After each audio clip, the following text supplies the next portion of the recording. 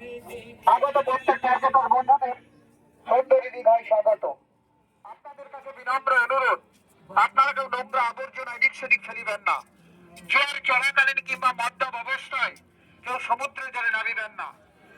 শিবিজে অবস্থিত বৈদ্যুতিক খুঁটিতে হাত দেবেন না ও বৈদ্যুতিক খুঁটির সামনে দাঁড়াবেন না।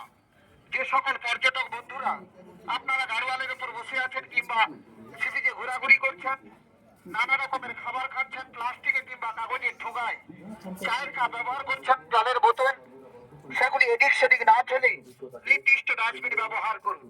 প্রত্যেক ল্যাম্পপোস্টের নিচে দুটি করে ডাস্টবিন রাখা রয়েছে। আপনাদের কাছে বিনম্র অনুরোধ ডাস্টবিনগুলি ব্যবহার করার জন্য, এবং পানের পিক এখানে সেখানে ফেলিবেন না। আপনারা কোনো সমস্যার সম্মুখীন হইলে কর্মরত পুলিশ কর্মী কিংবা আমাদের সহকর্মী গ্রিন গার্ডের সঙ্গে যোগাযোগ করুন।